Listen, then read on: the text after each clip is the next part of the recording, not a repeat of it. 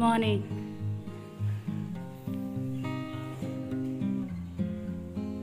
ಸ್ನಾನ.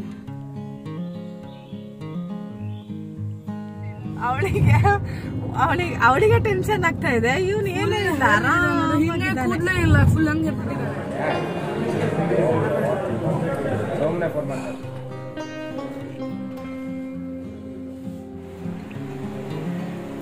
ಬೇಕಾದೋ ಚಿಕ್ಕಿ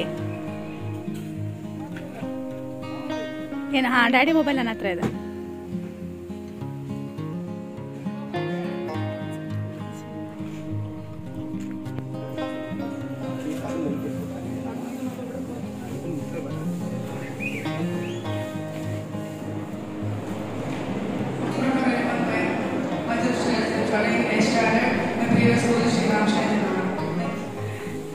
ಹೋಗಿಲ್ಲಂತ ಹೋಗಲ್ಲ ಮಾಡಿದ್ಲಿ ಈಗ. ಬಾಯ್ ಬೇಡ.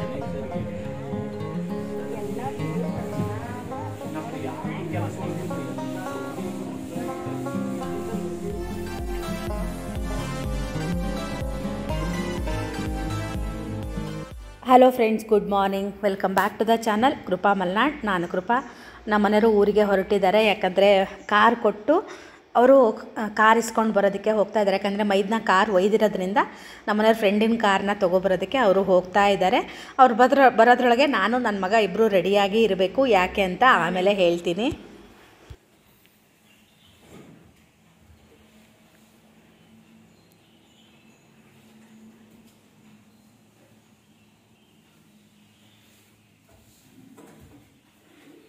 ಟೈಮ್ ಬಂದು 6:15 ಆಗ್ತಾ ಬಂತು. ಶ್ರೇಯನ ಇವಾಗ ಜಸ್ಟ್ ಎಬ್ಸಿದೆ. ನಂದೆಲ್ಲ ಕೆಲಸ ಆಯಿತು, ನೆಲ ಒರೆಸಿ ಎಲ್ಲ ಆಯಿತು. ಸ್ನಾನಕ್ಕೆ ಹೋಗಬೇಕಾಗಿತ್ತು. ಹಾಗಾಗಿ ಅವನನ್ನು ಎಬ್ಸೋಣ ಅಂತ ಎಬ್ಬಿಸ್ದೆ. ಅವನು ಎದ್ದು ಬಂದ ತಕ್ಷಣ ಫಸ್ಟು ಮಾಡೋದೆ ಈ ದಿವಾನ ಮೇಲೆ ಮಲಗೋದು.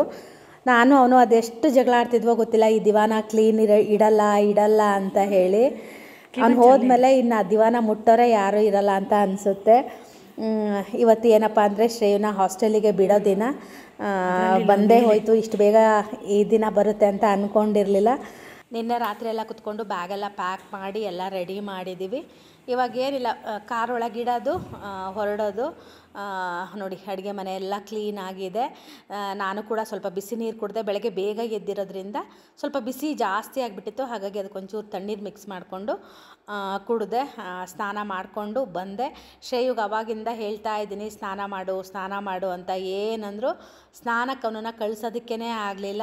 ಆಮೇಲೆ ಅವ್ರ ಡ್ಯಾಡಿ ಫೋನ್ ಮಾಡಿದ್ಮೇಲೆ ಹೋಗಿ ಸ್ನಾನ ಮಾಡ್ಕೊಂಡು ಬಂದ. ನೀವೆಲ್ಲ ಇನ್ನು ವಿಡಿಯೋದಲ್ಲಿ ಮಿಸ್ ಮಾಡ್ಕೊತೀರಾ.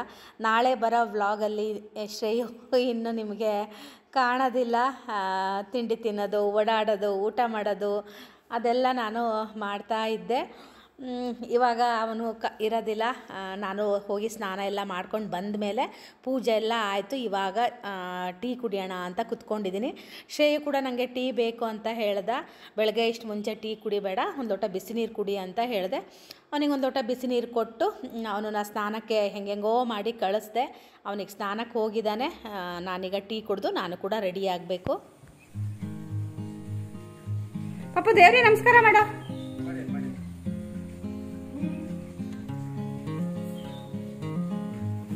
ಸಿಂಬು ಇದ್ದಾನೆ ಹೊರಗೆ.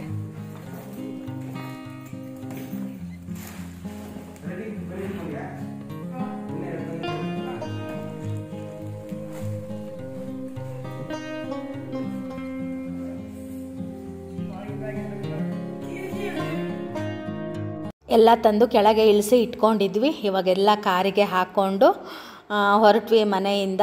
7:45 ಆಗಿತ್ತು. ಸ್ವಲ್ಪ ಲೇಟಾಗೆ ಹೋಗೋಣ ಅಂತ ಅಂದ್ಕೊಂಡ್ವಿ. ಆಮೇಲೆ ಬೇಡ, ಅಲ್ಲಿ ಹೋಗಿ ಕಾದ್ರೂ ಪರವಾಗಿಲ್ಲ, ಬೇಗ ಹೋಗೋಣ ಅಂತ ಹೊರಟ್ವಿ. ಆಮೇಲೆ ನಮಗೆ ಹೇಳಿದ್ದು 12 ಗಂಟೆಗೆ. Hello, good morning. Welcome back to the channel Krupa Malnad. ನಾನು ಕೃಪಾ. ಶ್ರೇಯು ಸ್ಕೂಲಿಗೆ ಹೋಗ್ತಾ ಇದ್ದಾನೆ. ಸ್ಕೂಲಿಗಿಂತ ಹಾಸ್ಟೆಲ್ಲಿಗೆ ಹೋಗ್ತಾ ಇದ್ದಾನೆ. ಅವನಿಂದ ಆರಾಮಾಗಿದ್ದಾನಪ್ಪ.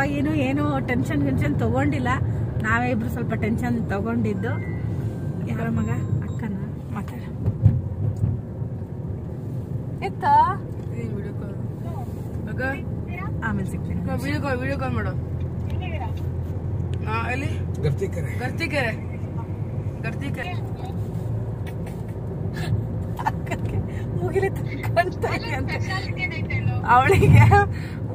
ಅವಳಿಗೆ ಟೆನ್ಷನ್ ಆಗ್ತಾ ಇದೆ. ಇವನು ಏನೇ ಇಲ್ಲ, ಇಲ್ಲ ಫುಲ್ ಹಂಗೆ ಇರ್ಬಿಟ್ಟಿದ್ದಾನೆ. ನಮಗೆ ಟೆನ್ಷನ್ ಆಗ್ತದೆ, ಅವನಿಗೆ ಏನು ಇಲ್ಲ. ಅವಳಿಗೆ 1 ಗಂಟೆ ತನಕ ಕ್ಲಾಸ್ ಇದೆಯಂತೆ, ಇವನಿಗೆ 12 ಗಂಟೆಗೆ ಅವನಿಗೆ ಹಾಸ್ಟೆಲ್ಗೆ ನಾವು ಬಿಡಬೇಕು. 1 ಗಂಟೆಗೆ ಲಂಚ್ ಇದೆ ನಮಗೆ. ಹಾ ಅದೇ 3 ಗಂಟೆಗೆ ತನಕ ನಮ್ಗೆ ಮೀಟಿಂಗ್ ಇದೆ, ಆಮೇಲೆ ನಾವು ಹೊರಡೋದು. ಅಲ್ಲಿ ತನಕ ನಮ್ ಜೊತೆಗೆ ಇರ್ತಾನೆ. ಚಿನ್ನಿ 3 ಗಂಟೆ ತನಕ ಇರ್ತಾನೆ ಕಣೆ ಅವನು. ಹಾ ನೀನ್ ಕ್ಲಾಸ್ ಮುಗಿದ್ಮೇಲೆ ಒಂದ್ಸಲ ಫೋನ್ ಮಾಡು. ಹಾ ನಮ್ 3 ಜನಗೂ ಟೆನ್ಷನ್ ಇದೆ, ಆದ್ರೆ ನನ್ ಮಗಂಗ್ ಮಾತ್ರ ನೋ ಟೆನ್ಷನ್. ಇಷ್ಟ ಬೇಗ ಎದ್ದಿರ್ತಾರ ಇಲ್ಲ ರೀ? ಧ್ಯಾನ್ ಬೇಗ ಹೇಳ್ತಾನೆ. ಆಮೇಲೆ ಮಾಡಕ್ ಹೇಳ ಅವಳಿಗೆ. ನಿಮಗೆ ಆಮೇಲೆ ಸಿಗ್ತೀನಿ, ಇವ್ರದೆಲ್ಲ ಫೋನ್ ಕಾಲ್ಸ್ ಎಲ್ಲ ಮುಗಿದ ಮೇಲೆ ನಿಮಗೆ ಸಿಗ್ತೀನಿ. ಶ್ರೇಯದು ಫೋನು ಎಲ್ಲ ಮುಗಿಯೋಷ್ಟೊತ್ತಿಗೆ ತೀರ್ಥಹಳ್ಳಿ ಬಂದೇ ಹೋಯ್ತು. ತಿಂಡಿ ತಿಂದ್ಮೇಲೆ ನಿಮ್ಗೆ ಸಿಗ್ತೀನಿ. ಶ್ರೇಯು ಅದ್ ಎಂತೆಂಥದೋ ಹಾಡಾಗ್ತಾನೆ. ಈಗ ಸ್ಕೂಲ್ ಶುರುವಾಗಿದೆ ಅಲ್ಲ, ಎಲ್ಲಿ ಅಂಗಡಿ ಎದುರುಗಡೆ ನೋಡಿದ್ರು ಸ್ಕೂಲ್ ಬ್ಯಾಗ್ಗಳು, ಎಲ್ಲಿ ನೋಡಿದ್ರು ನಮ್ದು ಸ್ಕೂಲ್ ಬ್ಯಾಗ್ ಹೇಳಕ್ ಹೊರಟಿಯಾರ. ಅಲ್ಲಿ ಹೋಟೆಲ್ ಹತ್ರ ಪಾರ್ಕಿಂಗ್ ಇಲ್ಲ, ಹಾಗಾಗಿ ಇಲ್ಲ ದೂರ ನಿಲ್ಸಿ ಪಾರ್ಕ್ ಮಾಡಿ ಹೋಗ್ತಾ ಇದೀವಿ. ಈಗ ತಿಂಡಿ ತಿನ್ಕೊಂಡು ಬರ್ತೀವಿ ಅಂತ ಮುಂದೆ ನಿಲ್ಸ್ಬೇಕಾ? ಶ್ರೇಯು ಇಳಿದ್ನ? ನಾನೇನಾಗಿದೆ ಅಂದ್ರೆ ಟ್ರೈಪೋರ್ಡ್ ತಗೊಂಡ್ ಬಂದಿದ್ದೀನಿ, ಅರ್ಜೆಂಟಿಗೆ ಮುರಿದೋಗಿರೋ ಟ್ರೈಪೋರ್ಡ್ ತಗೊಂಡ್ ಬಂದಿದ್ದೀನಿ. ಮತ್ತು ಆಂಬುಲೆನ್ಸ್ ಸೌಂಡ್ ಕೇಳಿದ್ರೆ ತಲೆ ಒಂಥರ ಚಿಕ್ಕ ಹಿಡ್ದಂಗೆ ಆಗುತ್ತಲ್ಲ.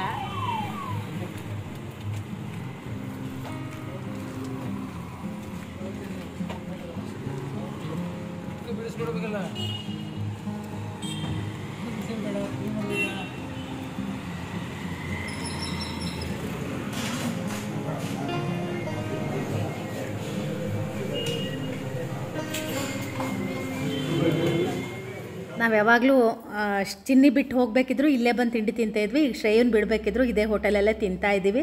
ಹೋಟೆಲ್ ಮಯೂರ ಅಂತ ತೀರ್ಥಹಳ್ಳಿಲಿ ತುಂಬ ಚೆನ್ನಾಗಿದೆ. ಇದು ಮಧ್ಯಾಹ್ನ ಇದೆ, ನಮಗೆ ಹತ್ರನೂ ಆಗುತ್ತೆ.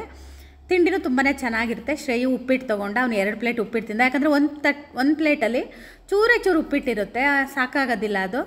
ಅದ್ರ ಜೊತೆ ಚಟ್ನಿ ಕೊಡ್ತಾರೆ. ಶ್ರೇಯುಗೆ ಚಟ್ನಿ ಇಷ್ಟ ಆಗೋದಿಲ್ಲ. ನಾನು ಮಾತ್ರ 1 ಡಿಪ್ ಇಡ್ಲಿ ತೊಗೊಂಡೆ. ನನ್ನ ಫೇವ್ರೇಟ್ ಇದು, ತುಂಬಾ ಚೆನ್ನಾಗಿತ್ತು. ಆದರೆ ಸಾಂಬಾರು ಸ್ವಲ್ಪ ಸ್ವೀಟ್ ಅಂತ ಅನ್ನಿಸ್ತು. ಆಮೇಲೆ ಫಸ್ಟಿಗೆ ಚೆನ್ನಾಗಿ ಅನ್ನಿಸ್ತು, ಆಮೇಲೆ ಸ್ವಲ್ಪ ಸ್ವೀಟ್ ಅನ್ನಿಸ್ತು. ಚೆನ್ನಾಗಿತ್ತು ಮಾತ್ರ. ನೀವು ಅಷ್ಟೇ ಯಾರಾದರೂ ಇಡ್ಲಿ ತಿಂತೀನಿ ಅಂದರೆ ಡಿಪ್ ಇಡ್ಲಿ ತೊಗೊಳ್ಳಿ. 1 ಇಡ್ಲಿಲೇ ಹೊಟ್ಟೆ ತುಂಬಿಡುತ್ತೆ. ನಮ್ಮ ಮನೆಯವ್ರಿಗೂ ಟೇಸ್ಟ್ ನೋಡಿ ಅಂತ ಕೊಟ್ಟೆ. ಅವ್ರು ಮಾತ್ರ ಯಾವಾಗಲೂ ಅಷ್ಟೇ ಸೆಟ್ ದೋಸೆ ತೊಗೊತಾರೆ. ಹೊಸಲ ಇಲ್ಲಿ ಮಸಾಲೆ ದೋಸೆ ತೊಗೊಂಡಿದ್ದೆ, ಅಷ್ಟು ಅದು ಚೆನ್ನಾಗಿರಲಿಲ್ಲ. ಹಾಗಾಗಿ ಇವತ್ತು ಮಸಾಲೆ ದೋಸೆ ಬೇಡ ಅಂತ ಹೇಳಿ ಅವರು ಸೆಟ್ ದೋಸೆ ತೊಗೊಂಡ್ರು. ಸೆಟ್ ದೋಸೆ ಜೊತೆ ಸಾಗು ಕೊಟ್ಟಿದ್ರು, ಚೆನ್ನಾಗಿತ್ತಂತೆ ನಮ್ಮ ಮನೆಯವರಿಗೆ. ಸೆಟ್ ದೋಸೆ ಕೂಡ ಚೆನ್ನಾಗಿತ್ತು. ನಾನು ಒಂದೆರಡು ತುತ್ತು ತಿಂದು ನೋಡಿದೆ. ಪಕ್ಕಕ್ಕೆ ಆಂಟಿ ಕುತ್ಕೊಂಡಿದ್ದಾರಲ್ಲ, ನಾನು ವೀಡಿಯೋ ಮಾಡೋದು ನೋಡಿ ನಗ್ತಾ ಇದ್ರು. ಆಯಿತು, ಹೊರಟ್ವಿ. ಚೆನ್ನಾಗಿತ್ತು ತಿಂಡಿ ಮಾತ್ರ ಇವತ್ತಲ್ಲ ರೀ. ಅವತ್ತು ಮಸಾಲೆ ದೋಸೆ ತೊಗೊಂಡು ಫ್ಲಾಪ್ ಆಗಿಬಿಟ್ಟಿದ್ವಿ, ಅದಕ್ಕೆ ಅವತ್ತು ಮಸಾಲೆ ದೋಸೆ ಸಾವಾಸಕ್ಕೆ ಹೋಗಿಲ್ಲ. 2 ಉಪ್ಪಿಟ್ಟನ್ನು ತಿಂದು. ಉಪ್ಪಿಟ್ಟು ಚೆನ್ನಾಗಿತ್ತು ಇವತ್ತು, ಎಣ್ಣೆ ಆ ಥರ ಏನೂ ಇರಲಿಲ್ಲ. ಶ್ರೇಯು 2 ಉಪ್ಪಿಟ್ಟು ತಿಂದ. ನಾನಂತೂ 1 ಡಿಪ್ಪು ಇಡ್ಲಿ ತಿನ್ನೋಷ್ಟೊತ್ತಿಗೆ ಹೊಟ್ಟೆ ತುಂಬ. ಮನೇಲಿ ವಡ ತಗೋ ಅಂದರು, ಬೇಡ ಅಂತ ಹೇಳಿದೆ ನಾನು. ನಿಮ್ದು ದೋಸೆ ಚೆನ್ನಾಗಿ ಅಂತ ಹೇಳ. ಟಿಪ್ ವಡನೂ ಇರುತ್ತಾ? ಮೊಸರೋಡ ಇರ್ತಿತ್ತು ಅವಾಗೆಲ್ಲ, ಇವಾಗ ಕಮ್ಮಿ. ನಾನು ಸಾಗರದಲ್ಲಿ ನೋಡ್ತಾ ಇದ್ದೀನಿ ಇವಾಗ ಮೊಸರೋಡ. ಮೊನ್ನೆ ಯಾವುದೋ ಇದ್ರಲ್ಲಿ ಹೋಟ್ಲಲ್ಲಿ ತೋರಿಸಿದೆ ಇವರಿಗೆ. ನನಗೆ ತಿಂದು ಗೊತ್ತಿಲ್ಲ, ನಂಗೆ ಅವಾಗ ಸಣ್ಣವಳು ಇರ್ತಾ ತಿಂದಿದ್ದೆ. ಸ್ವಲ್ಪ ಹುಳಿ ಅನ್ಸುತ್ತಲ್ಲ ರೀ ಅದು. ಇವಾಗ ನಂಗೆ ಅಷ್ಟು ನೆನಪಿಲ್ಲ. ನೋಡೋಣ, ಯಾವತ್ತಾರು ಒಂದಿನ ಟ್ರೈ ಮಾಡೋಣ ಸಾಗರದಲ್ಲಿ ಅಲ್ಲ. ಓ ಇದರಲ್ಲಿ ತುಂಬ ಫೇಮಸ್ ಅಲ್ಲ. ಎಂತ ಊರದ ಏನೋ ಗೊತ್ತಿಲ್ಲ. ಬೆಂಗಳೂರಿಗೆ ಹೋಗಲ್ಲಿ ಸಿಗುತ್ತೆ ದೋಸೆ, ಚೆನ್ನಾಗಿರುತ್ತೆ ಮಾತ್ರ ಅಲ್ಲಿ. ನೀವು ಯಾರಾದರೂ ಬೆಂಗಳೂರಿಗೆ, ಮೈಸೂರು ಆ ಥರ ಎಲ್ಲರೂ ಓಡಾಡ್ತೀವಿ ಅಂದರೆ ಪ್ರೀತಿ ಕ್ಯಾಂಟೀನಲ್ಲಿ ಹೋಗಿ ತಿನ್ನಿ, ಚೆನ್ನಾಗಿರುತ್ತೆ. ಆದರೆ ಬೆಳಗ್ಗೆ ಬೇಗ ಓಪನ್ ಆಗೋದಿಲ್ಲ, ಸಂಜೆ ಮಾತ್ರ ಇರುತ್ತೆ. ಈಗ ಹೊರಗೆ ಅವತ್ತು ಚಿನ್ನಿ ಬಿಟ್ಟು ವಾಪಸ್ ಬರುತ್ತಾ ಹೋಗ್ಬೇಕಿದ್ರೆ ನೋಡಿದ್ವಿ, ಓಪನ್ ಇರಲಿಲ್ಲ. ಯಾವುದೋ ಬೇರೆ ಹೋಟೆಲಲ್ಲಿ ತಿಂದು ಹೋದ್ವಿ. ಅರಮನೆಗೆ ಹೋಗ್ಲಿಲ್ಲ. ಅದಕ್ಕೂ ಮುಂಚೆ ಯಾವುದೋ ನಿಮ್ಮ ಫ್ರೆಂಡ್ ಯಾರೋ ಹೇಳಿದ್ರು ಅಂತ ಅಲ್ಲಿ ತಿಂದ್ವಿ. ಆಮೇಲೆ ಅರಮನೆಯಲ್ಲೂ ತಿಂದ್ವಿ. ಅರಮನೆಯಲ್ಲಿ ಏನೋ ಇದು ಕೊಂಬು ಐತಲ್ಲ, ಅದು ತಿಂದ್ವಿ. ಅದು ಚೆನ್ನಾಗಿತ್ತು ಅಂತಾರೆ. ಆ ಥರ ಇದ್ರೆ ಚೆನ್ನಾಗಿರುತ್ತೆ. ಎಲ್ಲದನ್ನು ಟೇಸ್ಟ್ ನೋಡ್ಬೋದು. ಈಗ ಶ್ರೇಯು ಅವಲಕ್ಕಿ ಉಪ್ಪಿಟ್ಟು ತಗೊಂಡಲ್ಲ, ಅದ್ರ ಜೊತೆ ಪಕ್ಕದಲ್ಲಿ ಒಂದು ಅಜ್ಜ ಇದ್ರು ಹಿಂದ್ಗಡೆ. ಅವರು ಅವಲಕ್ಕಿ ಮತ್ತೆ ಉಪ್ಪಿಟ್ಟು ತಗೊಂಡ್ರು. ಅವಾಗ ನನಗೆ ಅಯ್ಯೋ ನಾವು 1 ಪ್ಲೇಟ್ ತಗೋಬೋದಿತ್ತಲ್ವಾ ಅಂತ ಅನ್ನಿಸ್ತು. ಶೃಂಗೇರಿ ಎಷ್ಟು ಕಿಲೋಮೀಟರ್ ಇತ್ತು? 113. ಹೌದಾ? 113 ಶೃಂಗೇರಿ. ಸಿಟಿ ಒಳಗೆ ಹೋಗ್ತಿದ್ವಲ್ಲ ಅದು ಹಿಂಗೇನ ಶೃಂಗೇರಿ ಹೋಗೋದು. ಮಾತಾಡ್ತಾ ಮಾತಾಡ್ತಾ ಆಗುಂಬೆ ಕೂಡ ಬಂದೇ ಹೋಯಿತು. ನಮಗೆ ಆಗುಂಬೆಗೆ ಏನೋ ಒಂದು ನಂಟಿದೆ ಅನಿಸುತ್ತೆ. ಮಳೆಗಾಲದಲ್ಲಿ ತುಂಬ ಚೆನ್ನಾಗಿರುತ್ತೆ ಆಗುಂಬೆ ಜರ್ನಿ, ಆದರೆ ತುಂಬ ಹೆದರಿಕೆ ಆಗುತ್ತೆ.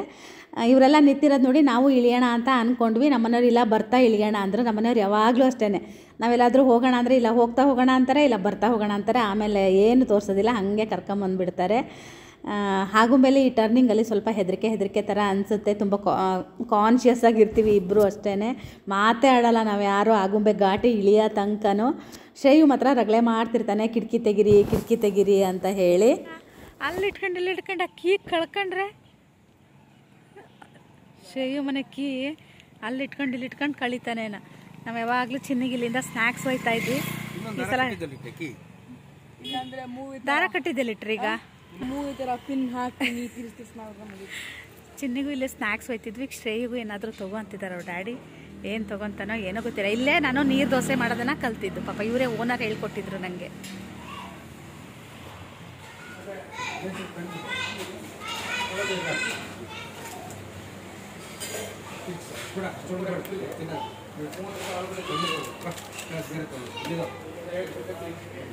ಇವತ್ತು ಯಾಕೋ ಹೆಚ್ಚಿಗೆ ಸ್ನ್ಯಾಕ್ಸ್ಗಳಿರಲಿಲ್ಲ, ಬರೀ ಹಪ್ಪಳಗಳಿತ್ತು. ಈಗ ಹಪ್ಪಳ ಸೀಸನ್ ಆಗಿರೋದ್ರಿಂದ ಹಲಸಿನಕಾಯಿ ಹಪ್ಪಳ ಎಂತೆಂಥದ್ದು ಹಪ್ಪಳಗಳು ಇತ್ತು. ನಾವೇನೂ ತೊಗೊಂಡ್ಲಿಲ್ಲ. ನಾನು ಒಂದ್ಸಲ ಇಲ್ಲಿ ಮಜ್ಜಿಗೆ ಮೆಣಸು ತೊಗೊಂಡು ಬರೀ ಉಪ್ಪು ಇತ್ತು, ಹಾಗಾಗಿ ನಾನೇನೂ ತೊಗೊಂಡಿಲ್ಲ. ಹಪ್ಪಳನೇ ನಾನು ಮಾಡಿದ್ದೆ, ಬೇಕಾದಷ್ಟಿದೆ. ಈ ವರ್ಷ ಶ್ರೇಯು ಇಲ್ಲ, ಚಿನ್ನಿ ಇಲ್ಲ, ಹಪ್ಪಳ ಸುಮ್ಮನೆ ವೇಸ್ಟ್ ಆಗುತ್ತೇನೋ ಅಂತ ಅನಿಸುತ್ತೆ. ರಸಂ ಪುಡಿ ಇತ್ತು. ಇಲ್ಲಿ ಬಂದಾಗೆಲ್ಲ ನಮ್ಮ ಮನೆಯವರು ಏನದು ಸೋಡಾ ಕುಡಿತಾರೆ. ಇವತ್ತು ಕೂಡ ಇಬ್ಬರು ಸೋಡಾ ತೊಗೊಂಡು ಸೋಡಾ ಕುಡಿದ್ರು. ನಾನು ಒಂಚೂರೇ ಟೇಸ್ಟ್ ನೋಡಿದೆ ಅಷ್ಟೇ. ಹಾಗೆಯೇ ಅಲ್ಲಿಂದ ಹೊರಟ್ವಿ. ಇಲ್ಲಿಂದ ಸೀದಾ ಲೆಫ್ಟಿಗೆ ಹೋದರೆ ಕಾರ್ಕಳ ಹೋಗ್ತೀವಿ, ರೈಟಿಗೆ ಹೋದರೆ ನಾವೀಗ ಹೆಬ್ರಿ ಕಡೆ ಹೋಗ್ತೀವಿ.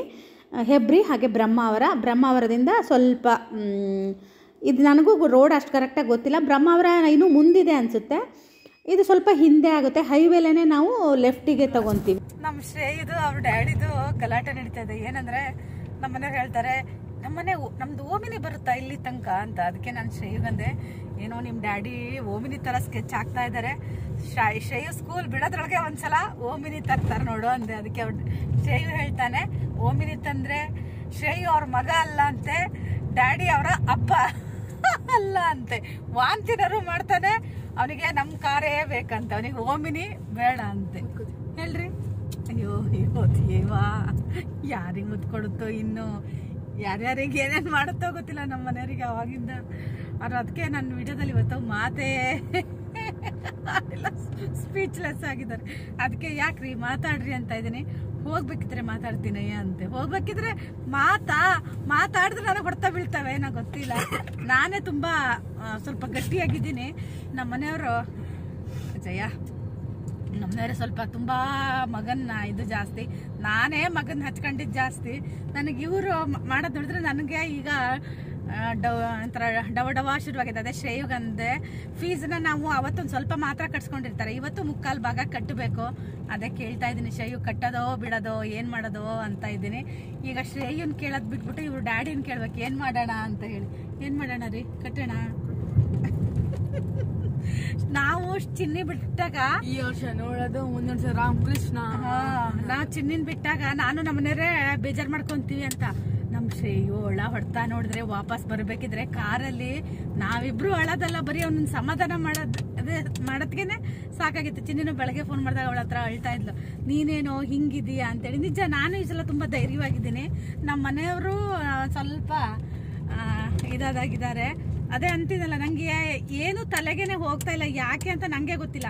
ನೆನ್ನೆಯಿಂದ ನಮ್ಮ ಮನೆಯವ್ರಿಗೆ ಕೇಳ್ತಾ ಇದ್ದೀನಿ. ನಂಗೆ ಪ್ಯಾಕಿಂಗಿಗೂ ಹೋಗಿಲ್ಲ, ನಂಗೆ ಏನೋ ಒಂಥರ ಅನ್ನಿಸ್ತಾನೆ ಇಲ್ಲ. ಯಾಕೆ ಅಂತ ನಂಗೆ ಗೊತ್ತಿಲ್ಲ, ಯಾಕೆ ಹೀಗೆ ಆಗ್ತಾ ಇದೆ ಅನ್ನೋದು ನನಗೆ ಗೊತ್ತಿಲ್ಲ.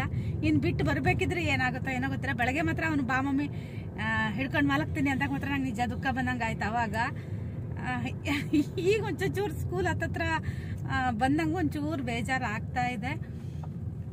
ಗೊತ್ತಿಲ್ಲ, ವಾಪಸ್ ಬರ್ಬೇಕಿದ್ರೆ ವಿಡಿಯೋ ಮಾಡ್ತೀನೋ ಇಲ್ಲ ಅನ್ನೋದು ಗೊತ್ತಿಲ್ಲ. ನೆಕ್ಸ್ಟ್ ಸಲ ಬರ್ತಾ ನಾವು ಓಮಿನಿಲ್ ಬರೋಣ ಅಲ್ಲ ರೀ. ಹರೀಶನ್ ಹೆಂಗಿದ್ರು ಮತ್ತೆ ಕಾರ್ ಒಯ್ದಿರ್ತಾನ, ಅವಾಗ ನಾವು ಓಮಿನಿಲಿ ಬರೋದು. ತುಂಬ ಕಷ್ಟವಾಗಿರೋ ಕೆಲಸ ಅಂದರೆ ತಂದೆ ತಾಯಿಗಳಿಗೆ ಇದೆ ಅನಿಸುತ್ತೆ. ಅದು ಬಿಟ್ಟೋರಿಗೆ ಮಾತ್ರ ಗೊತ್ತು. ತುಂಬ ಜನ ಕಮೆಂಟ್ಗಳಲ್ಲಿ ಹಾಕಿದರು, ನಾವು ಸ್ಕೂಲಿಗೆ ಕಳಿಸಿ ಬಂದಿದ್ದೀವಿ ಅಂತ. ಆವಾಗ ನಾವು ಕೂಡ ಬಿಟ್ಟು ಬಂದಿದ್ವಿ. ನನ್ನ ವೀಡಿಯೋ ಬರೋದು ಲೇಟ್ ಆಗಿರೋದ್ರಿಂದ, ಇದು ಯಾವಾಗಿನ ವೀಡಿಯೋ ಅಂದರೆ 31ರ ವೀಡಿಯೋ ಇದು. ನನ್ನ ಹಳೆ ವೀಡಿಯೋಗಳೆಲ್ಲ ಇತ್ತಲ್ವ, ಅದನ್ನೆಲ್ಲ ಪೋಸ್ಟ್ ಮಾಡ್ತಾ ಬಂದೆ. ಹಾಗಾಗಿ ಇದು ಸ್ವಲ್ಪ ನಿಮಗೆ ಲೇಟಾಗಿ ಬರ್ತಾ ಇದೆ ಅಷ್ಟೇ.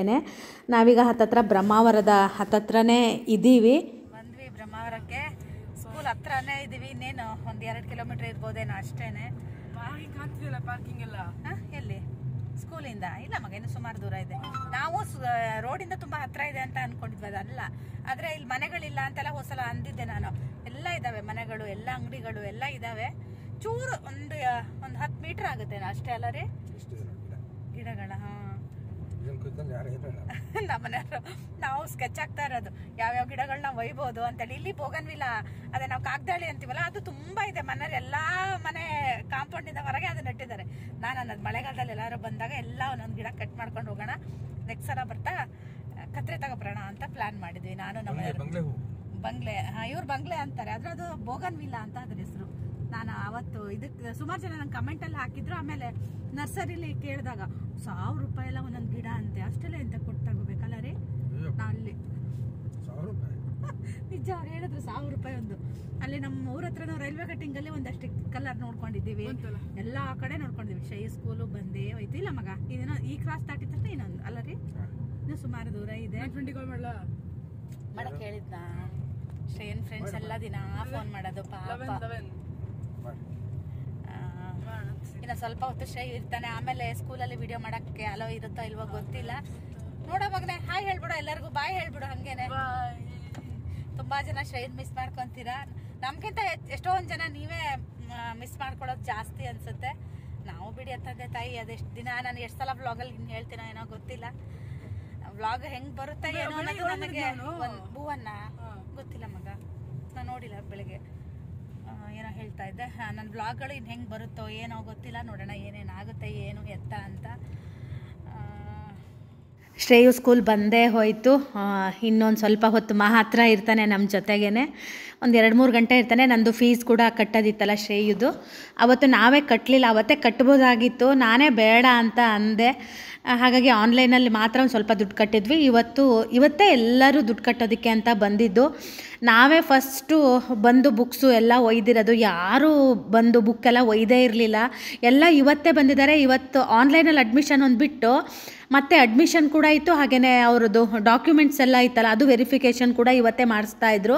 ನಮ್ಮದೆಲ್ಲ ಆಗಿತ್ತು, ಬರೀ ಫೀಸ್ ಮಾತ್ರ ಕಟ್ಟೋದಿತ್ತು. ಬುಕ್ಸ್ ತೊಗೊಂಡ್ರು, ಯೂನಿಫಾರ್ಮ್ ತೊಗೊಳ್ಳೋದು ಅದೆಲ್ಲ ಇವತ್ತೇ ಮಾಡ್ತಾಯಿದ್ರು. ಯಾಕಂದರೆ ಎಲ್ಲರೂ ಅಷ್ಟೇ ತುಂಬ ದೂರದಿಂದ ಬಂದಿದ್ದರು. ಹಾಗಾಗಿ ಅವ್ರು ಯಾರೂ ಒಂದು ಸಲ ಬಂದಿರಲಿಲ್ಲ. ನಾವಿಲ್ಲೇ ಹತ್ತಿರ ಇರೋದಕ್ಕೆ ಒಂದು ಸಲ ಬಂದಿದ್ದು, ಆದರೆ ತುಂಬ ಒಳ್ಳೆಯದಾಯಿತು. ಶ್ರೇಯು ಹೆಂಗಿರ್ತಾನೋ ಏನೋ ಗೊತ್ತಿಲ್ಲ, ನನಗಂತೂ ಹುಚ್ಚಿಡ್ದಂಗೆ ಆಗ್ತಾಯಿದೆ ನೋಡಿ. ಎಷ್ಟೊಂದು ಪೇರೆಂಟ್ಸ್ ಬಂದಿದ್ದಾರೆ. ಅಲ್ಲಿ ಪಾರ್ಕಿಂಗ್ ಇರಲಿಲ್ಲ, ಹಾಗಾಗಿ ನಮ್ಮನ್ನ ಇಲ್ಲಿ ಸ್ಕೂಲ್ದು ಪಾರ್ಕಿಂಗ್ ಇರುತ್ತಲ್ಲ, ಅಂದರೆ ಬಸ್ಗಳದು, ಆ ಪಾರ್ಕಿಂಗಲ್ಲಿ ನಿಲ್ಲಿಸಿ ಅಂತ ಹೇಳಿದ್ರು. ಅಲ್ಲೂ ಕೂಡ ಕಾರ್ಗಳಿತ್ತು. ನಾವು ಲಗೇಜ್ ಏನೂ ತೊಗೊಂಡಿಲ್ಲ, ಫಸ್ಟ್ ನೋಡ್ಕೊಂಡು ಬರೋಣ ಅಂತ ಹೋಗಿ ಆ ನಂತರ ಲಗೇಜ್ ಕೂಡ ತೊಗೊಂಡು ಬಂದ್ವಿ. ಶ್ರೇಯು ಅವ್ರ ಡ್ಯಾಡಿ ಹತ್ರ ದುಡ್ಡು ಇಸ್ಕೊತಾ ಇದ್ದಾನೆ. ನಾನು ಯಾಕೆ ಕೊಡ್ತೀರಾ ಅಂತೀನಿ, ಯಾಕಂದರೆ ಅಲ್ಲಿ ಏನೂ ಇಲ್ಲ ಏನಿಲ್ಲ. ಆಮೇಲೆ ಲಗೇಜ್ ಎಲ್ಲ ತೊಗೊಬಂದು ಫೀಸ್ ಕೂಡ ಕಟ್ಟಿ ಆಯಿತು ನಮ್ಮದು. ಈಗ ಊಟಕ್ಕೆ ಕರೆದ್ರು, ಹಾಗಾಗಿ ಊಟಕ್ಕೆ ಹೋಗ್ತಾ ಇದ್ದೀವಿ. ಊಟ ಹೇಗಿರುತ್ತೆ ಅಂತ ಹೇಳಿ. ಇವತ್ತು ನಮಗೆ ಪೇರೆಂಟ್ಸಿಗೆಲ್ಲ ಬಾಳೆ ಎಲೆ ಊಟ ಇತ್ತು. ದಿನ ಮಧ್ಯಾಹ್ನ ಇಲ್ಲಿ 3000 ಮಕ್ಕಳು ಊಟ ಮಾಡ್ತಾರಂತೆ. ಇವತ್ತು ನಮಗೂ ಪೇರೆಂಟ್ಸಿಗೆ ಮಾತ್ರ ಊಟ ಇತ್ತು. ಬಾಳೆ ಎಲೆ ಊಟ ಹಾಕಿದ್ರು, ಕಾಯಿ ಸಾಸಿವೆ ಚಿತ್ರಾನ್ನ ಇತ್ತು, ಹಾಗೆಯೇ ತೊಂಡೆಕಾಯಿ ಪಲ್ಯ, ಒಂದು ಚಟ್ನಿ, ಒಂದು ಉಪ್ಪಿನಕಾಯಿ, ಒಂದು ಪಾಯಸ, ತಿಳಿಸಾರು, ಅನ್ನ, ಹಾಗೆ ಮೊಸರು ಅನ್ನ ಕೂಡ ಇತ್ತು. ನಾವು ಇವಾಗ ರೂಮ್ ಜೋಡಿಸ್ಕೊಡೋದು ಅವಾಗ ರೂಮ್ ಜೋಡಿಸ್ಕೊಡೋದು ಅಂತ ಕಾಯ್ತಾ ಇದ್ದೀವಿ. ಕರೀತಾರೆ ಅಂತ ಅವರೊಂದು ಶಾಕ್ ಕೊಟ್ಟರು ನಮಗೆ. ಏನಪ್ಪ ಅಂದರೆ ರೂಮ್ನ ಅವರೇ ಜೋಡಿಸ್ಕೋಬೇಕು, ಮಕ್ಕಳೇ ಲಗೇಜೆಲ್ಲ ಒಯ್ದು ಕೊಡ್ತಾರಂತೆ, ಮಕ್ಕಳೇ ಜೋಡಿಸ್ಕೋಬೇಕು ಅಂತ ಹೇಳಿದ್ರು. ನನಗಂತೂ ಹುಚ್ಚಿಡ್ದಂಗೆ ಆಗ್ಬಿಡ್ತು, ಅವನಿಗೆ ಹೆಂಗೆ ಜೋಡಿಸ್ಕೊತಾನೆ ಅಂತ ಹೇಳಿ. ಆಮೇಲೆ ಮೀಟಿಂಗಿಗಾಗಿ ಕಾಯ್ತಾ ಇದ್ದೀವಿ. ಈಗ ಊಟ ಆಯಿತು. ಈಗ ಶ್ರೇಯುಗೆ ಮೀಟಿಂಗ್ ಇದೆಯಂತೆ. ಎಷ್ಟು ಗಂಟೆಯಿಂದ ಮೀಟಿಂಗ್ ರೀ? 3 ಗಂಟೆಯಿಂದನಾ? 2 ಗಂಟೆ, ಇನ್ನು 3 ಗಂಟೆಯಿಂದ. ಹಾಂ ಆಯ್ತಲ್ಲ, 2 ಗಂಟೆ, 1:45 ಅಲ್ಲ, 2 ಗಂಟೆನೇ ಆಯಿತು. ಮೀಟಿಂಗ್ ಮುಗಿಸ್ಕೊಂಡು ಹೊರಡೋದು. ಇಲ್ಲಿ ಎಂತ ಗೊತ್ತಾ, ಊಟ ಕೂತ್ಕೊಂಡಿದ್ವಲ್ಲ, ಒಳ್ಳೆ ಹೊಗೆ ಇದರಲ್ಲಿ ಏನೋ ಬಾಳೆಹಣ್ಣೆಲ್ಲ ಉಬ್ಬೆ ಹಾಕ್ತಾರಲ್ಲ ಹಾಗೆ ಬಿಸಿ ಅನ್ನಿಸ್ತಾ ಇತ್ತು. ಇವಾಗ ಇಲ್ಲಕ್ಕೆ ಬಂದು ಕೂತ್ಕೊಂಡಿದ್ದೀವಿ, ತಣ್ಣಗೆ ಅನ್ನಿಸ್ತಾ ಇದೆ. ಅವನು ನನಗೆ ಯಾರ ಜೊತೆ ಮಾತಾಡ್ತಾ ಇದ್ದೀನಿ ಅಂತ ನನ್ನನ್ನು ನೋಡ್ತಾ ಇದ್ದಾನೆ. ಅವ್ರ ಅಣ್ಣನ ಹಾಸ್ಟೆಲಿಗೆ ಬಿಡಕೊಂಡಿದ್ದಾರೆ. ಇಷ್ಟೆಷ್ಟು ದೂರದಿಂದ ಬಂದಿದ್ದಾರೆ ಗೊತ್ತಾ. ನಮ್ಮ ಪಕ್ಕ ಒಬ್ಬರು ಊಟ ಕೂತ್ಕೊಂಡಿದ್ರು. 800 ಕಿಲೋಮೀಟ್ರ್. ಯಾವ ಊರು ಅಂದ್ರಲ್ಲ? ಏನೋ ಅಲ್ಲಿಂದ ಅಷ್ಟಷ್ಟು ದೂರದಿಂದ ಬೆಳಗ್ಗೆ ನಿನ್ನೆ ಸಂಜೆ ಹೊರಟವರು ಬೆಳಗ್ಗೆ 8:30 ಇಲ್ಲಿ ಬಂದುಬಿಟ್ಟಿದ್ದಾರಂತೆ. ನನಗೆ ನಾನು ಯಾರ್ದ ಹತ್ರ ಮಾತಾಡ್ತಾ ಇದ್ದೀನಿ ಅಂತ ಆಶ್ಚರ್ಯವಾಗಿ ಇದೇ ಹೋಗ್ಬಿಟ್ಟ ಹುಡ್ಕ. ನಮ್ಮ ಶ್ರೇಯಿಗೆ ನಮಗೆಲ್ಲ ಗೊತ್ತಿದೆ ಅಲ್ವ ನಾವೇನು ಮಾಡ್ತೀವಿ ಅನ್ನೋದು. ನಾನು ಒಬ್ಬೊಬ್ಬಳೆ ಮೊಬೈಲ್ ನೋಡಿ ಮಾತಾಡಿದ್ರೆ ಇವಳಿಗೆ ರುಚಿ ಅನ್ಕೊಂತಾರೆ, ಏನೋ ಗೊತ್ತಿಲ್ಲ. ಏನು ಗೊತ್ತಾ, ಶ್ರೇಯುಗೆ 15 ದಿನಕ್ಕೊಂದ್ಸಲ ಫೋನ್ ಕೊಡ್ತಾರಂತೆ. ನಮಗೇನೂ ಗೊತ್ತಿಲ್ಲ. ಅವರು ಎಲ್ಲ ಪೂರ್ತಿ ಡೀಟೇಲ್ ಕೇಳ್ಕೊಂಡು ಹೋಗಿದ್ದಾರೆ. ನಾವು ಒಂದ್ಸಲ ಬಂದಾಗ ಎಕ್ಸಾಮ್ ಎಲ್ಲ ನಡೀತಾ ಇತ್ತು, ಒಂದ್ಸಲ ಬಂದಾಗ ರಜಾ ಇತ್ತು. ಅವರು ವಾರ್ಡನ್ ಎಲ್ಲ ಇರ್ತಾರಲ್ವ, ಅವ್ರ ಹೆಡ್ ಅಂತೆ ಅವರು. ಅವರಿಗೆಲ್ಲರಿಗೂ ಎಲ್ಲದೂ ಗೊತ್ತಿದೆ, ನಮಗೇನೂ ಗೊತ್ತಿಲ್ಲ. ಯಾವಾಗ ರಜಾ ಕೊಡ್ತಾರೆ ಏನು ಎತ್ತ ಅಂತ ಎಲ್ಲ ಹಾಕ್ತಾರಂತೆ. ಗ್ರೂಪ್ ಮಾಡಿದ್ದಾರೆ, ಅದಕ್ಕೆಲ್ಲ ಹಾಕ್ತಾರಂತೆ. ಆದರೆ ಅವರಿಗೆಲ್ಲ ಇನ್ಫಾರ್ಮೇಷನ್ ಇದೆ. ಅವ್ರು ಬಂದು ಊಟ ಮಾಡಿ, ಊಟ ಹೇಗಿದೆ ನೋಡಿ, ಯಾಕಂದರೆ ಅವ್ರು ಮಾಡಲೇಬೇಕಂದ್ರೆ 800 ಕಿಲೋಮೀಟ್ರಿಂದ ಬರೋರಲ್ವ. ನಾವಾದರೆ ಇಲ್ಲೇ ಇರೋರು. ಇಷ್ಟ ಇದ್ದರೆ ಮಾತ್ರ ಹಾಕಿ ಅಂತೇಳಿ ಊಟ ಎಲ್ಲ ಮಾಡಿಸಿ ಕಳಿಸಿದ್ರಂತೆ. ಊಟ ಎಲ್ಲ ಚೆನ್ನಾಗಿದೆ ಅಂತಲೇ ಅವರು ಇಲ್ಲಿ ಮಕ್ಕಳನ್ನ, ಒಂದು ಮಗು 6ನೇ ಕ್ಲಾಸ್ ಹುಡುಗ. ಊಟ ಚೆನ್ನಾಗಿತ್ತು, ಸಿಂಪಲ್ ಆಗಿತ್ತು, ಚೆನ್ನಾಗಿತ್ತು. ನಂಗೆ ನಿಜವಾಗ್ಲೂ ನಮ್ಮ ಶ್ರೇಯನ್ ಬಿಡೋಕ್ಕೆ ನನಗೆ ಹಿಂಗೆ ಅನ್ನಿಸ್ತಾ ಇದೆ. 6ನೇ ಕ್ಲಾಸು 5ನೇ ಕ್ಲಾಸು ಇಂದೆಲ್ಲ ಬಿಡ್ತಾ ಇದ್ದಾರೆ. ಅವು ಹೆಂಗಿರ್ತಾವೋ ಏನೋ ಅಪ್ಪ. ಮತ್ತು ಏನು ಗೊತ್ತಾ, ಇವಾಗ ಲಗೇಜನ್ನು ನಾವು ಒಯ್ದು ಚಿನ್ನಿಗೆಲ್ಲ ಸೆಟ್ ಮಾಡಿಕೊಟ್ಟಿದ್ವಲ್ಲ, ಆ ಥರ ಸೆಟ್ ಮಾಡೋ ಹಾಗಿಲ್ಲ. ಅವರವರೇ ಎಲ್ಲ ಸೆಟ್ ಮಾಡ್ಕೋಬೇಕಂತೆ. ಎಲ್ಲ ತೊಗೊಂಡೋಗಿ ಇಡ್ತಾರಂತೆ ಮೇಲ್ಗಡೆ. ಮಕ್ಕಳೇ ಸೆಟ್ ಮಾಡ್ಕೋಬೇಕಂತೆ. ಇವನಿಗೆ ಯಾವುದ್ರಲ್ಲಿ ಏನಿದೆ ಅನ್ನೋದೇ ಗೊತ್ತಿಲ್ಲ. ಎಷ್ಟು ಸಲ ಕರಿತಿದ್ದೆ ಗೊತ್ತಾ, ಬ್ಯಾಗ್ನ ಪ್ಯಾಕ್ ಮಾಡಬೇಕಿದ್ರೆ ಬಾ ಬಾ ಅಂತೇಳಿ. ಈಗ ಅಲ್ಲಿ ಇದಿದೆ, ಇಲ್ಲಿ ಇದಿದೆ ಅಂತ ಹೇಳ್ತಾ ಇದ್ದೀವಿ. ನಾನು ಹದ್ದು ನೋಡಿದೆ, ಎಷ್ಟೋ ವರ್ಷಗಳಾಗಿತ್ತು. ಅವತ್ತು ಬಂದಾಗ ಇಲ್ಲಿ ಹದ್ದು ಇತ್ತಲ್ಲ ರೀ, ಇವತ್ತು ಒಂದು ಹದ್ದು ಮೇಲೆ ಹಾರಾಡ್ತಾ ಇದೆ. ನೋಡೋಣ, ಇನ್ನು ಶ್ರೇಯನ ಬಿಟ್ಟು ಮನೆ ಕಡೆ ಪಯಣ ಶುರುವಾಗುತ್ತೆ. ಮೀಟಿಂಗ್ ಇದೆಯಂತೆ. ಮೀಟಿಂಗ್ ಇಲ್ದಿದ್ರೆ ಚೆನ್ನಾಗಿರ್ತಾಯಿತ್ತು ಅಲ್ಲ ರೀ. ನಾವು ಕಾಯೋ ಇದೇ ಇರಲಿಲ್ಲ, ಇಷ್ಟೊತ್ತಿಗೆ ಹೊರಟು ಬಿಡ್ಬೋದಾಗಿತ್ತು 2 ಗಂಟೆಗೆ ಊಟ ಮಾಡಿದವರು. ನಮ್ಮ ಶ್ರೇಯು ಏನೋ ತಲೆ ಬಿಸಿ ಮಾಡ್ಕೊಂಡಿಲ್ಲ. ನಮ್ಮಿಬ್ಬರಿಗೇ ತುಂಬ ತಲೆ ಬಿಸಿ ಆಗಿದೆ. ನಂಗಂತೂ ಈಗ 15 ದಿನ ಮೊಬೈಲ್ ಕೊಡಲ್ಲ ಅಂತ ತಕ್ಷಣ ನಂಗೆ ಇನ್ನೂ ಒಂಥರ ಟೆನ್ಷನ್ ಶುರು ಆಯಿತು. ಅವರೆಲ್ಲ ಎಷ್ಟು ಚೆನ್ನಾಗಿ ಹೇಳ್ತಾರೆ ಗೊತ್ತಾ, ಇರಲಿ ಬಿಡಿ, ಹಾಗೇ ಇರಲಿ ಹೀಗೆ ಇರಲಿ ಅಂತಾರೆ. ನಮಗೆ ನಾವೇ ಡಿಸ್ಟರ್ಬ್ ಮಾಡೋದು ಮಕ್ಕಳನ್ನ ಅಂತೆಲ್ಲ ಅಂತಾರೆ. ಏನೋ ಗೊತ್ತಿಲ್ಲ, ಏನೇನಾಗುತ್ತೋ ಏನೋ ಗೊತ್ತಿಲ್ಲ. ತಣ್ಣಗೆ ಇಲ್ಲಿ ಬಂದು ಕುತ್ಕೊಂಡಿದ್ದೀವಿ. ಅಲ್ಲಿ ಚೇರ್ ಹಾಕಿದ್ದಾರೆ, ನಮಗೆ ಅಲ್ಲಿ ಕೂರಕ್ಕೆ ಆಗಿಲ್ಲ. ಇಲ್ಲಿ ಬಂದು ಕುತ್ಕೊಂಡಿದ್ದೀವಿ ನೋಡಿ ಎಷ್ಟು ಚೆನ್ನಾಗಿದೆ ಅಂತ. ಶ್ರೇಯು ಆಟ ಆಡಕ್ಕೆ ಹೋಗಿದ್ವಿ. ಮೀಟಿಂಗ್ ಎಲ್ಲ ಶುರುವಾಯಿತು. ಮೀಟಿಂಗು ಮುಕ್ತಾಯ ಹಂತದಲ್ಲಿ ಮಕ್ಕಳನ್ನೆಲ್ಲ ಕರೆದು ಯಾವ ಸ್ಕೂಲಿಂದ ಬಂದಿದ್ದೀರಾ, ಯಾವ ಸ್ಟ್ಯಾಂಡರ್ಡಲ್ಲಿ ಇದ್ದೀರಾ, ಮತ್ತು ನಿಮ್ಮ ಹೆಸರು, ಅವರ ಪರಿಚಯ ಮಾಡ್ಕೊಳ್ಳಿ ಅಂತ ಹೇಳಿದ್ರು. ಹಾಗೆಯೇ ಎಲ್ಲ ಮಕ್ಕಳು ಮಾಡ್ಕೊತಾ ಇದ್ದಾರೆ. ಹುಡುಗಿಯರು ತುಂಬ ಕಮ್ಮಿ ಇದ್ದರು, ಹುಡುಗರು ಮಾತ್ರ ಸ್ವಲ್ಪ ಜಾಸ್ತಿ ಜನ ಇದ್ದಾರೆ.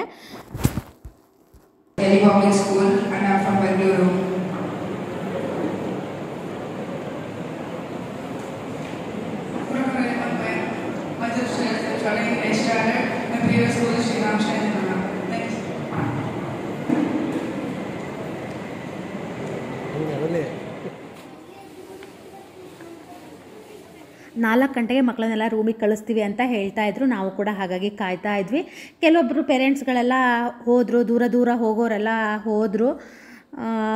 ನಾವೆಲ್ಲ ಇದ್ವಿ, ಹತ್ತಿರ ಇರೋರೆಲ್ಲ ಸುಮಾರು ಜನ ಇದ್ವಿ. ಮತ್ತು ಕೆಲವೊಂದು ಮಕ್ಕಳೆಲ್ಲ ಅಳ್ತಾ ಇದ್ರು. ಅಂದರೆ 5th 6th ಬಿಡೋ ಮಕ್ಕಳು ತುಂಬ ಅಳ್ತಾ ಇದ್ರು. ಆ ಪೇರೆಂಟ್ಸ್ ಹಿಡ್ಕೊಳ್ಳೋದು ಅಳೋದು ಮಾಡ್ತಾಯಿದ್ರು.